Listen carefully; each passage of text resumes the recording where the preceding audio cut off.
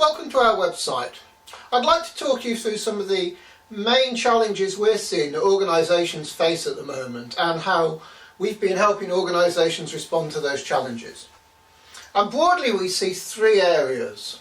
There's the large external environment, there's how we as managers and executives choose our strategy and respond and manage our strategy, and then the third area is how we manage performance in the organisation and we manage our people. If we take a look at the external environment, there's broadly three things going on. There's this whole piece of governance and responsibility.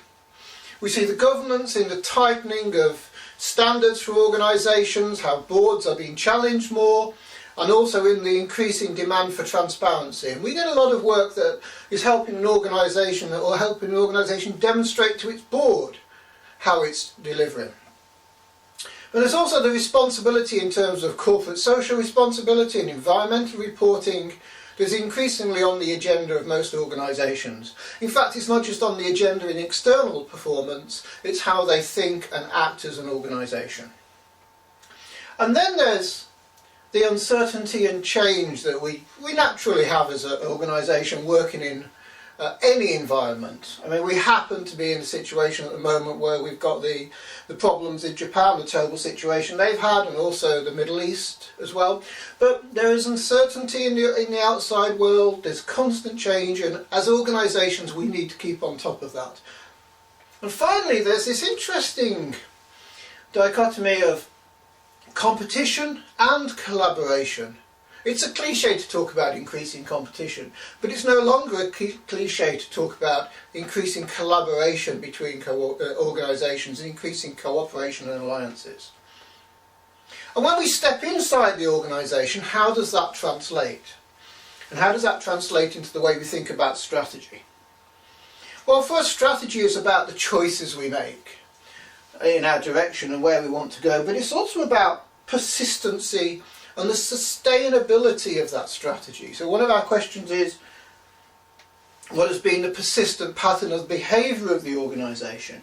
And that ties nicely to one of the things we've been seeing, which is about how organisations have built capability, and despite the last recession they deliberately held on to staff with 4-day weeks as opposed to shedding them, because they knew they needed to retain that capability. And that really underpins a lot of the thinking we do, which is about how do organisations learn and grow and develop as part of their building capability as an organisation. And of course we have the management of risk, but there's another piece in here for us which is about adaptability, responding and learning, because you won't get your strategy absolutely right, and therefore you're going to have to refine and develop and build upon it and respond to changing circumstances as stuff comes along. There's a line that suggests that the only competitive advantage you have nowadays is actually to be able to learn faster than your competitors. So our whole approach to strategy is actually about how do we make that process a learning process so you can respond to the outside world and continuously refine and roll forecasts and targets ahead to make sure they make sense. And if we step inside the organisation, look at how that reflects itself in the way the organisation thinks and works. First of all, I want to make a confession. I wrote a book a few years ago called Communicating Strategy, and I should have called it Socialising Strategy, because really for us it's about how do you embed the thinking and the way of working deeply into the organisation so people know what they need to do, get it deeply inside their head. In fact, we say all plans should be burnt for that very same reason, because it should be what's going on in their heads. And then how do we get organisations at this level to learn? Well, for us, one of the problems in the past 15 years or so has been that performance management has been too much about measures and targets. Our agenda, and when we talk to clients they love this, it's about putting human beings back into the way performance is managed. So it's not human resources, it's not human capital, they're not merely some numbers and targets, it's about people and the way they behave.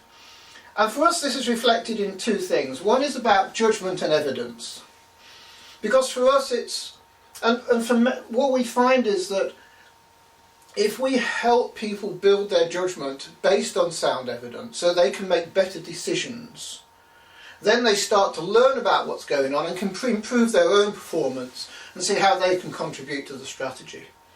And underpinning that is this whole idea of quality of conversation. We have quality of conversation in the boardroom here, but also quality of conversation that goes on when people are managing performance, when they're making decisions, and the quality of actions that are taken as a consequence.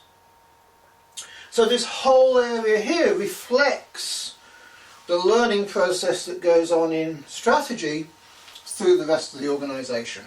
There's one final point in this area, which is about the customer interface, because your people reflect to the customers what your organisation is really like. And therefore how your people behave at this level is in its essence how the organisation is seen. But also they are able to pick up information about what's happening in the outside world and also feed that into the whole strategy process. So in summary, we see three things. The important link between the external environment and your strategy, and how you can monitor that and make be more responsive and adaptable to that.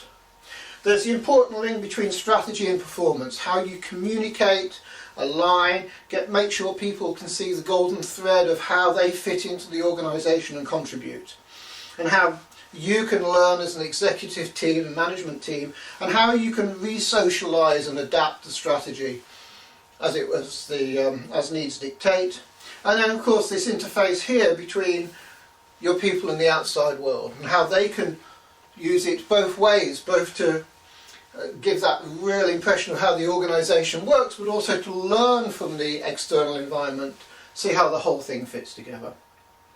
So that's a very, very quick overview of some of our thinking in this area.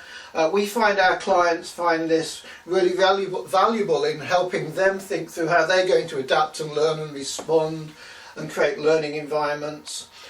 So if you'd like to learn more, please go around the website, have a good look around, there's plenty of information in there, or simply just pick up the phone and give us a call.